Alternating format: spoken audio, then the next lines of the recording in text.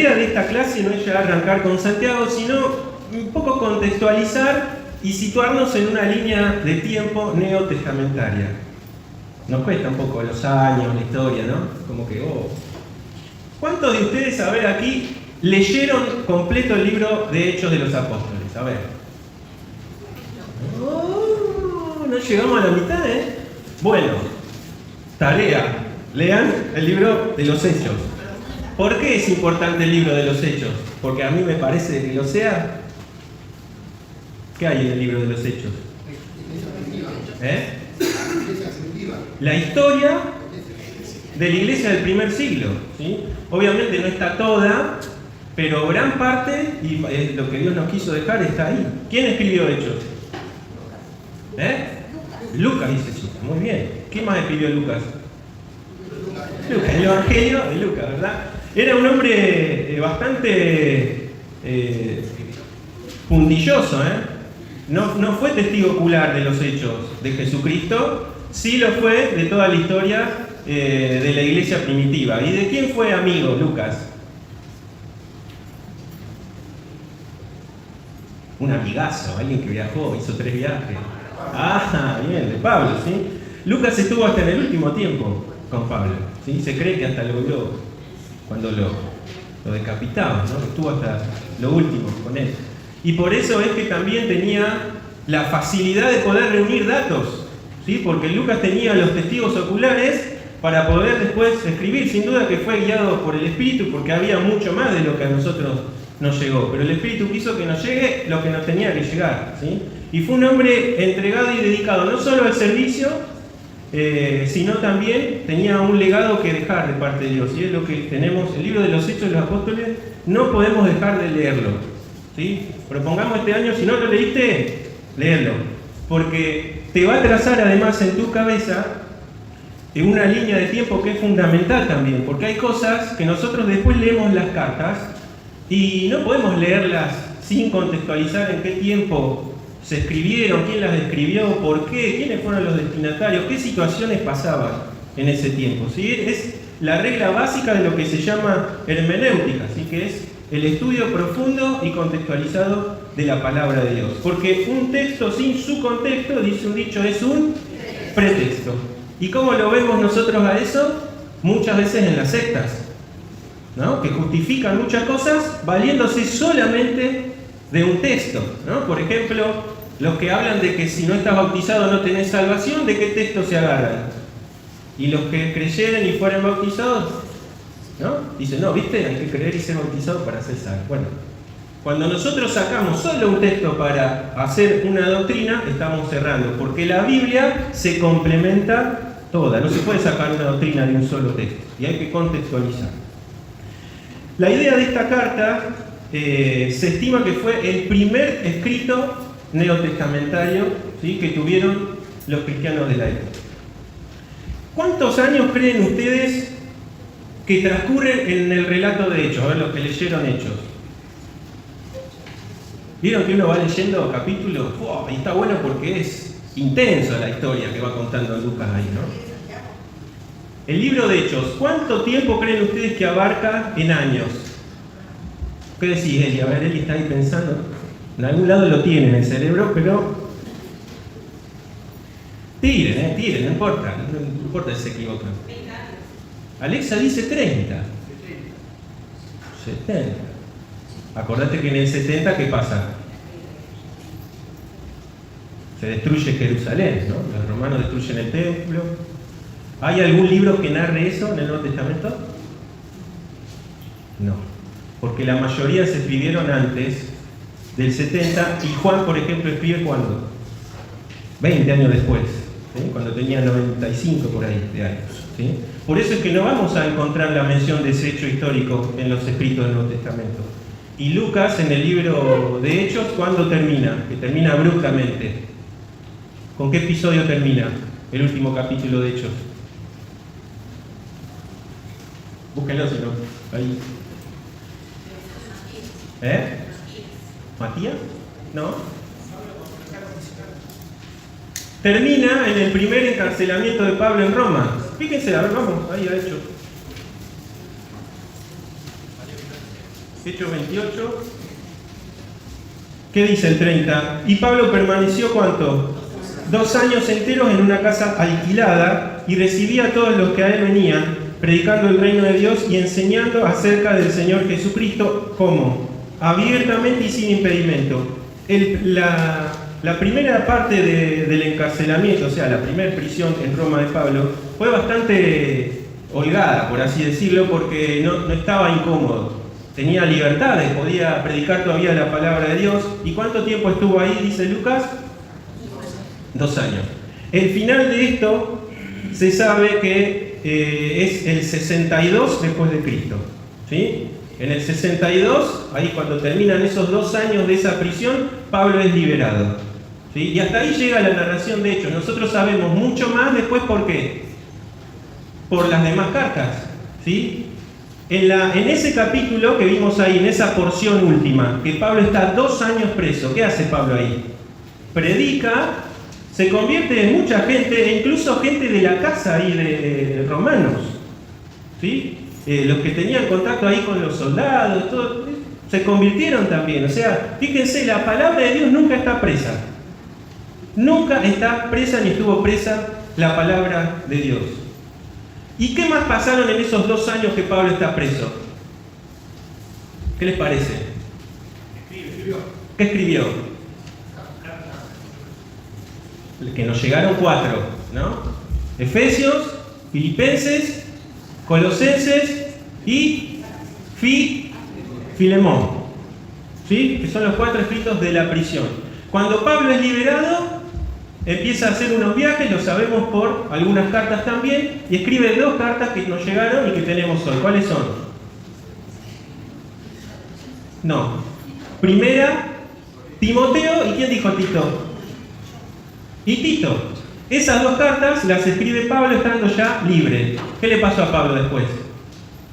Lo vuelven a meter preso en Roma, ya esta vez no era tan cómodo, ¿sí? ¿Y qué escribe desde ese último aprisionamiento? Segunda Timoteo, que le quedó fácil.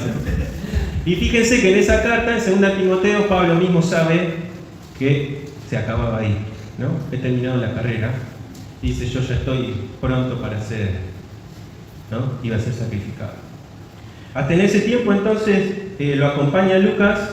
Lucas ya venía tomando escritos, venía teniendo contacto con los testigos oculares y tardíamente después escribe también el libro de Hechos. Entonces, Alexa, estuviste muy cerca, muy cerca. 33 años son los años que transcurren los Hechos de los Apóstoles. Desde la ascensión del Señor y Pentecostés hasta los 2 años que Pablo está en su primer encarcelamiento en Roma. ¿Sí? Muchos cuestionan después por qué Lucas fue tan abrupto y cortó ahí y no siguió. Bueno, cosas que se preguntan los teólogos, historiadores. A nosotros realmente mucho sentido no tiene, porque sabemos que lo que quedó es lo que Dios quiso que quedara para nosotros. ¿Sí? Así que, punto para Alexa. 33 años aproximadamente son las narraciones que tenemos en Hechos de los Apóstoles. ¿Cómo era esa primera iglesia naciente? Bueno, vista objetivamente, era una modificación del judaísmo, ¿sí? Para los que estaban afuera. De hecho, era para ellos una secta de judaísmo, como una rama desprendida. ¿Había gentiles? ¿No? ¿Cuántos años pasaron desde Pentecostés hasta el episodio de Pedro con Cornelio? Tiren. Muy bien, Alexa. Si hay un alfajor hoy, se lo lleva Alexa. 10 años. ¿Y se acuerdan qué pasó cuando Pedro entró con Cornelio? Cuando volvió lo recibieron, lo felicitaron. ¿Pasó eso? ¿Qué hicieron, Andrés? Lo cuestionaron. ¿Por qué lo cuestionaron? ¿Por qué, Eli? ¿Y qué más había hecho Pedro? ¿Entró en la casa de quién? De un romano. ¿Saben lo que era eso para un judío? Contaminación pura. Contaminación. ¿Sí? Eso te generaba ser impuro. Y fíjense, la iglesia, cuando llega Pedro, lo cuestiona.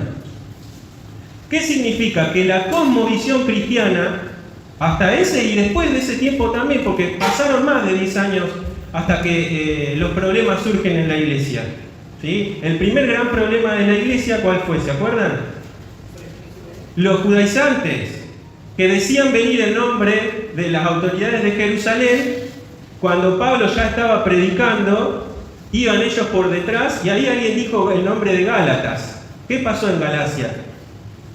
Pablo predicó en su primer viaje y ni bien termina, entran unos judaizantes y ¿qué hacen? ¿Qué les dicen? Que para ser salvo que había que estar circuncidado y ¿qué más? Y guardar la ley. ¿Eso qué significa guardar la ley? Los días de fiesta, los días de luna nueva, los días de reposo, el sabbat y el abstenerse de alimentos. ¿Sí? ¿Se van acordando? Y algunos van a hacer así. ¿Vieron por qué es importante leer Hechos y contextualizarlo en el tiempo? Porque nosotros ignoramos muchas veces cosas que sucedían en ese contexto y las tomamos y las leemos y nos perdemos a veces de la profundidad de esas palabras. 10 años entonces la iglesia primitiva tuvo una cosmovisión más judía, porque no había gentiles, muy pocos, nadie casi. En el hecho de Pedro, el Espíritu Santo se manifiesta también en los gentiles. Cuando Pedro habla, ¿qué dice que pasó en la casa de Cornelio? ¿Vamos a buscarlo? Porque yo parece que hablo y me miran como si estuviera contando algo que no pasó nunca. Eso, a ver, creo que están Hechos. Sí, Hechos 10 habla de, había en Cesarea un hombre llamado Cornelio, centurión, ¿sí? Hechos del capítulo 10 es donde empieza a narrar este hecho, ¿sí? De Pedro y Cornelio. Anteriormente, para la sorpresa de ellos, habían llegado a la fe samaritanos, pero no era tan desconocido porque, ¿qué hizo Jesús? ¿Se acuerdan? Cambió su viaje en uno de esos viajes y se fue ¿por dónde? Por Samaria. ¿Eran bien recibidos los samaritanos para los judíos? No. Pasaban por al lado y se escupían al piso, ¿no? Había una total discriminación. Y viceversa, las dos cosas. Había un odio entre ambos. Y los marginados, Jesús siempre fue a su pueblo, inicialmente tuvo encuentros con gentiles y él siempre dijo que la fe que había encontrado en los gentiles no la había encontrado en sus mismos coterráneos, ¿no? Y él se desvía para hablarle ¿a quién? A una mujer de mala vida y samaritana. Miren si Jesús rompía esquemas tradicionalistas y estructurales, ¿no? Y no solo trae salvación a esa mujer, sino que a un montón de samaritanos, porque por el testimonio de esa mujer también llegaron a Jesús muchos y dice se quedó algunos días con ellos. Imaginen la cara de los discípulos, ¿no? Cuando dijo, vamos a entrar en Samaria. No, para ellos era una... Bueno, Jesús ya muestra a sus discípulos que los odres viejos no sirven para el vino nuevo. ¿Se acuerdan de esa parábola? ¿Por qué? ¿Qué significaba esto? El odre viejo estaba reseco. ¿Y el vino nuevo qué hace? Fermenta y se hincha. ¿Y qué pasa con el odre viejo? Se rompe, ¿no? Vino nuevo, odres nuevos. Y lo que Jesús pone en sus discípulos, que les costó mucho, ya les digo, después de su ascensión todavía su cosmovisión seguía siendo que la salvación, como dijo Gonzalo, era para el pueblo de Israel. Este hecho, si bien el hecho de Pentecostés, ¿saben? Estaban ¿quiénes ahí reunidos? Los apóstoles y ¿quiénes más? ¿Qué mujeres? Discípulas. Entre ellas estaba ¿quién? María. ¿Y quién más? También. Pero a alguien del entorno cercano de Jesús que no creía en Jesús. ¿Y quién más? No, está bien. Santiago dijo. Los hermanos. Judas. ¿Sí? Y ahora entramos un poco en tema con eso. Están reunidos orando en profunda comunión y adoración, ¿y qué pasa? Viene un estruendo, dice, se repartieron como lenguas de fuego, desciende el Espíritu Santo. Jesús les dijo, no se vayan de acá hasta que no haya venido el Espíritu, porque Él los va a investir de poder y les va a mostrar todas las cosas. O sea, todo lo que Jesús le había dicho, el Espíritu lo iba a traer después a memoria, pero además iba a mostrar la voluntad de Dios. Eso quedó en el primer siglo nada más. ¿Sí o no? ¿El Espíritu Santo está dentro nuestro? Amén. ¿Y el Espíritu Santo nos sigue guiando a toda verdad? Amén. Así que no era solamente de ellos. Pasa que posiblemente ellos eran mucho más devotos de lo que soy yo, tenían mucho más rodillas inclinadas de lo que tengo yo y tenían más dependencia de Dios de la que tengo yo. Y por ejemplo, allá Pablo dice que él quería ir a predicar a un lado y el Espíritu le dijo que no. ¿Cómo habrá sido eso, no? Que vos habrás sentido, qué convicción. Pero voy a predicar, no, sí, pero allá no. Allá. 2 veces nos narra Pablo que eso le pasó en su vida, ¿no? Personas guiadas completamente por el Espíritu Santo. Y yo me pregunto, ¿y yo? Es algo personal esto que hablamos. Y entonces decimos que 10 años la cosmovisión era judía, ¿sí? Sabían que Cristo era su Salvador, pero todavía iban al templo, todavía predicaban solo a los judíos, todavía guardaban ciertos alimentos, ciertas costumbres. El Espíritu Santo desciende en Pentecostés, eran judíos, no había gentiles, y los que le escuchan hablar en lenguas no son gentiles, son judíos que vivían en otros lados, en otros lugares, que hablaban otras lenguas, porque la deportación del pueblo judío viene de muchos tiempos atrás, ¿se acuerdan? Desde Asiria. Ayer Charlie hablaba un poco de esto también de historia, después Babilonia, ¿se acuerdan? Había judíos por todos lados. Y cuando había 10 familias o 10 cabezas de hombres en otros lados, ¿qué formaban? ¿Qué dijo Eli? Una sinagoga. La sinagoga se podía formar solamente con 10 cabezas, o sea, 10 familias de judíos. Y en donde ellos estuviesen, si juntaban el grupo, hacían una sinagoga. Y había sinagogas por todas las partes del Imperio Romano. ¿Qué hacía Pablo cuando empezaba a predicar? ¿A dónde entraba? A la sinagoga. Hasta que Pablo comprueba de parte del Señor que él estaba llamado a ir a quiénes? A los gentiles, ¿sí? La cosmovisión de la iglesia primitiva era más que nada judía. 10 años estuvieron así hasta el episodio de Hechos capítulo 10. Y Andrés dijo que era el 12, dijiste vos, ¿no? No, vamos al 10:45, a ver. Pedro se pone a predicar en la casa de este Cornelio, dice el 44, fíjense, mientras aún hablaba Pedro estas palabras, el Espíritu Santo, que dice, cayó sobre todos los que oían el discurso. ¿Quiénes oían el discurso? ¿Judíos? Gentiles, todos gentiles, o sea, no solo este centurión, sino su casa y sin duda soldados que él había invitado también ahí. Y dice, 45, fíjense esto, y los fieles de la circuncisión, ¿quiénes son estos? Judíos, que habían venido con Pedro, se quedaron como atónitos de que también sobre los gentiles se derramase el don del Espíritu Santo. ¿Por qué? Porque los oían que hablaban en lenguas y que magnificaban a Dios. 47. Dice Pedro, ¿puede acaso alguno impedir el agua para que no sean bautizados estos que han recibido del Espíritu Santo también como nosotros? Y mandó bautizarles en el nombre del Señor Jesús. Entonces le rogaron que se quedase por algunos días. ¿Quedaron, cómo dice?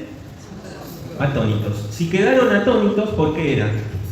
Porque su cosmovisión todavía era reducida al pueblo de Israel. A pesar de que Jesús ya le había mostrado, y en cuando Él asciende, ¿qué dice? Que vayan, ¿qué? Predican y hagan discípulos. Muy posiblemente, la cosmovisión que ellos entendieron era que tenían que ir a todos los límites del Imperio Romano a predicarles a su pueblo. Hasta que pasa esto. ¿Se acuerdan que Pedro recibe una visión del Señor? No fue tan fácil para Pedro esto tampoco. Un lienzo baja y hay todos animalillos saltando. No eran animalitos que se podían comer. Para ellos eran impuros. Y la voz le dice 3 veces, mate y come. Y dice, cuando él todavía estaba entendiendo qué era esto, porque él dijo, no. Dice, cuando él estaba entendiendo esto, golpean la puerta y vienen los enviados de Cornelio. Esa historia después leanla porque es un punto bisagra para la iglesia primitiva. El verso 11 que decíamos nosotros, A ver, ¿dónde es que lo cuestionan? ¿Dónde está? Ayúdenme a buscar, Acá está, el 11.3, fíjense. Dice, el 2, cuando Pedro subió a Jerusalén, disputaban con él los que eran de la circuncisión, diciendo, ¿por qué has entrado en casa de hombre incircunciso y has comido con ellos? Entonces comenzó Pedro a contarles por orden lo sucedido. Bueno, y ahí narra brevemente lo que le pasa. Y en el verso 17 del 11 dice, si Dios pues les concedió también el mismo don que a nosotros, que hemos creído en el Señor Jesucristo, ¿quién era yo que pudiese estorbar a Dios? Entonces, oídas estas cosas, ¿qué hicieron? Callaron y glorificaron a Dios diciendo, de manera que también a los gentiles ha dado Dios arrepentimiento para vida. No se olviden de este episodio, porque esto marca en realidad la puerta a la cosmovisión de que ahora los hijos de Dios son judíos y son gentiles. Hasta ese tiempo no había escritos, no había evangelios, no llevaban la Biblia bajo el brazo. Nadie había escrito nada aún, lo que se sabía era por boca de quién.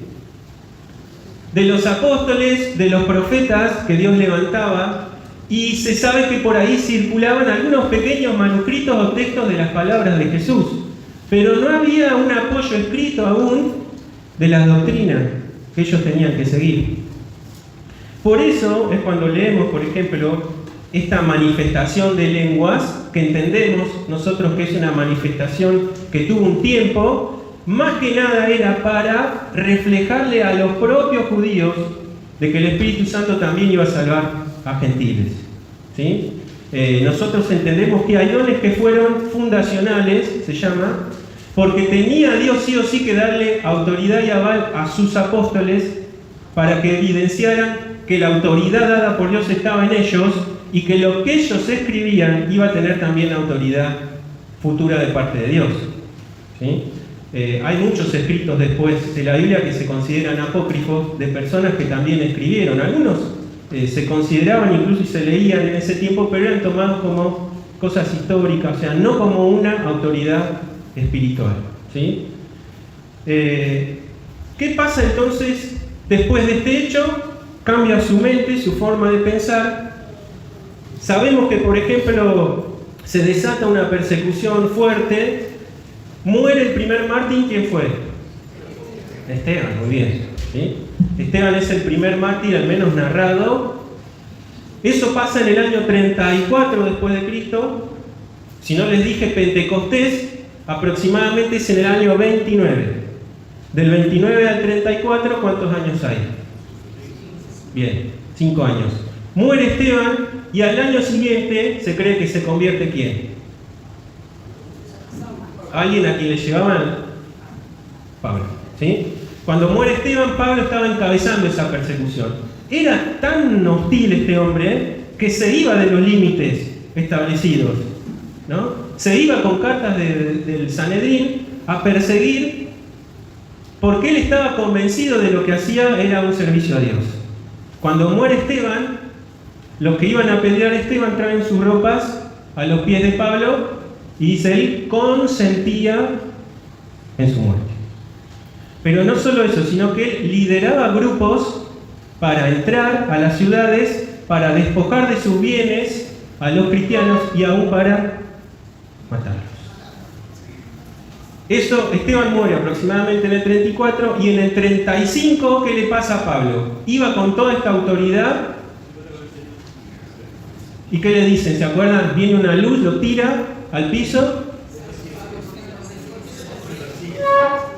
y dice, ¿quién eres? ¿No? Y su vida cambia radicalmente, porque dice de hecho que enseguida predicaba y dejaba atónitos a los que habían conocido a Saulo. El poder de Dios transforma. No hay posibilidad de que Cristo no pueda cambiar tu vida. Hay cosas que nos cuestan en esta vida, ¿verdad? Pablo mismo dice que adentro nuestro había una lucha, ¿no? Hay una lucha interna. Porque nosotros nacimos de nuevo, pero hay un viejo hombre, ¿no? y con el que todos los días nos enfrentamos.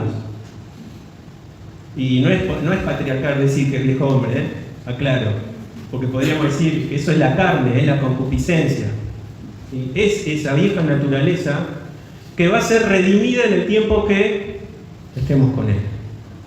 Él nos va a librar de eso. ¿Sí? Pablo dijo, ¿quién me librará de este cuerpo? ¿No? Haciendo referencia a la podredumbre, a lo que pasaba en las prisiones muchas veces, que se les ataba un muerto a los reos, para que su contaminación pase al cuerpo. Y él toma esa figura y dice, ¿quién me librará? ¿No? Y da la gloria a Cristo, porque solo por Él podemos tener santificación. La santificación no viene de cumplir ritos, como hoy se decía también en la cena, no viene por una asistencia perfecta a la iglesia, no viene por ritualística, viene por obra y poder del Espíritu Santo.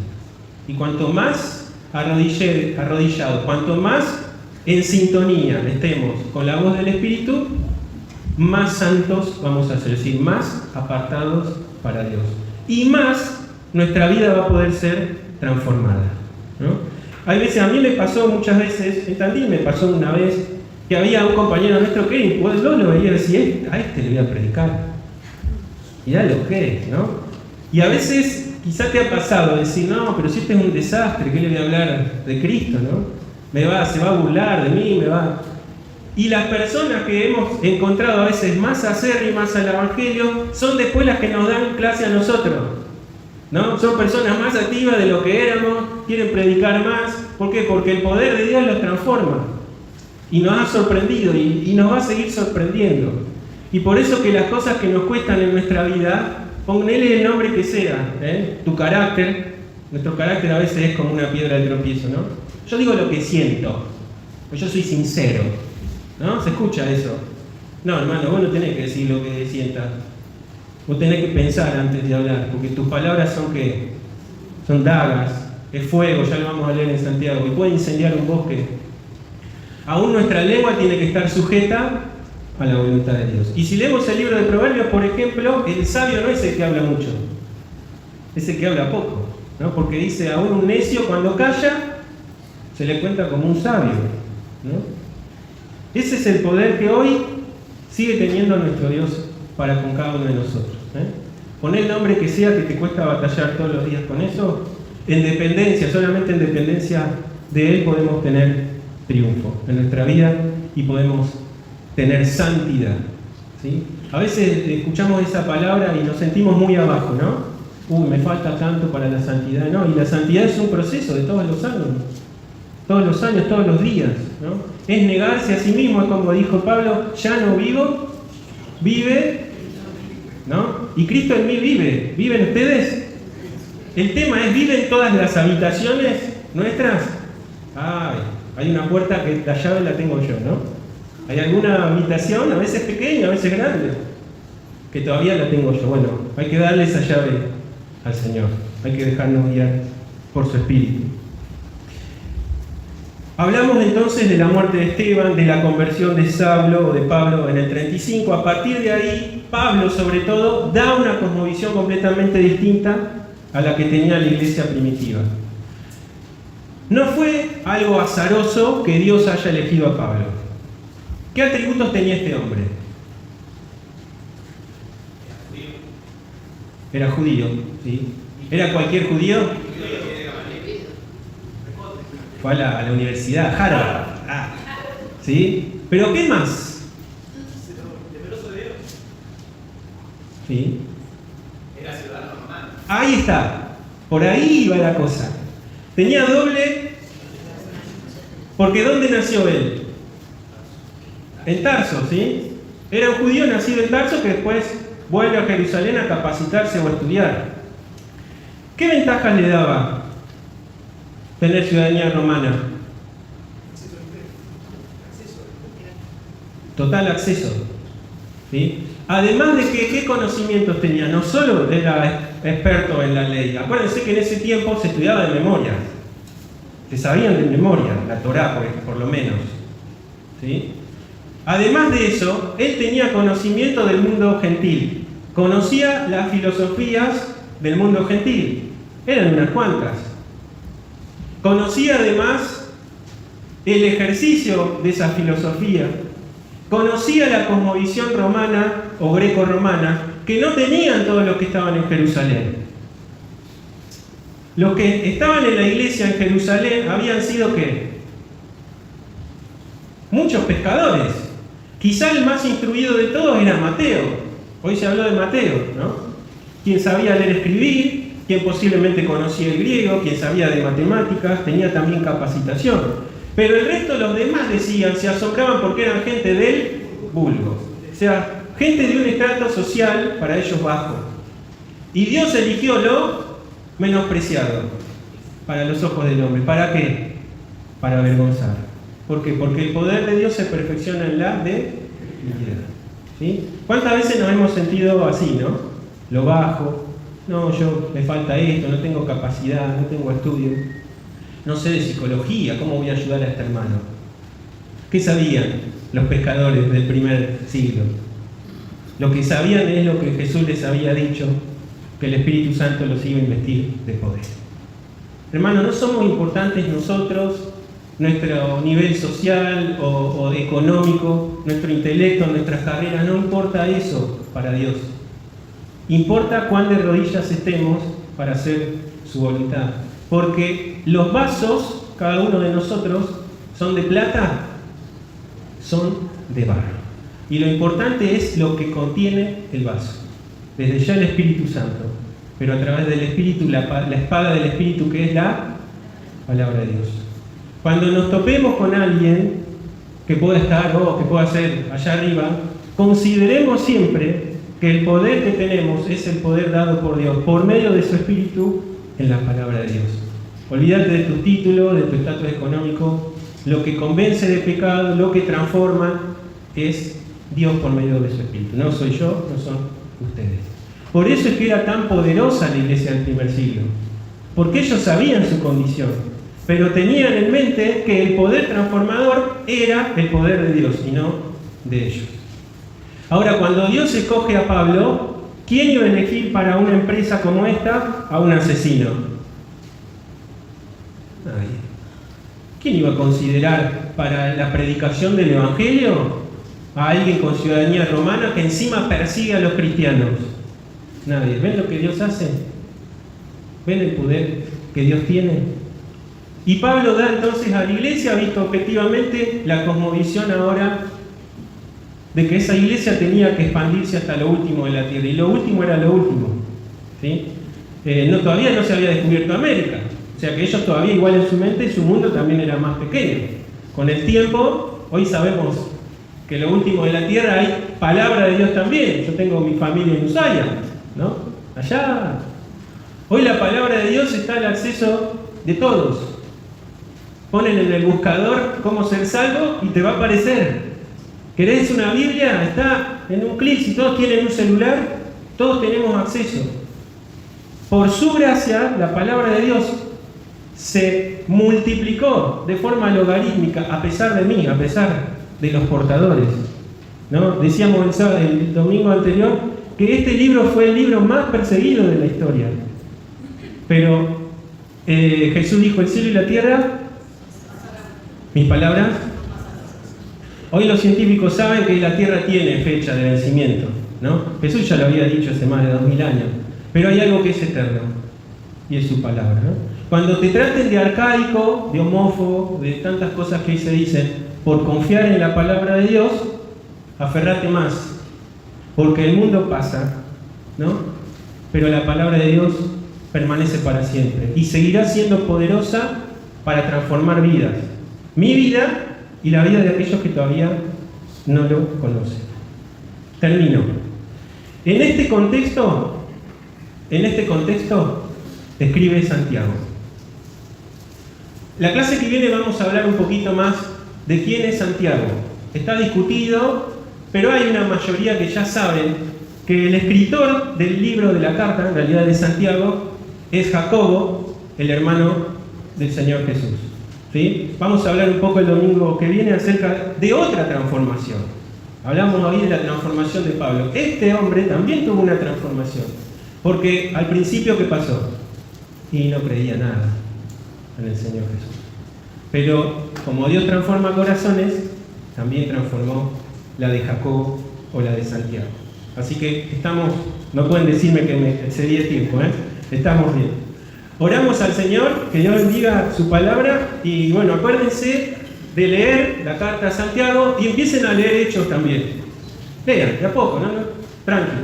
Pero es necesario para poder entender también lo que vamos a estudiar y lo que hemos visto en parte hoy también.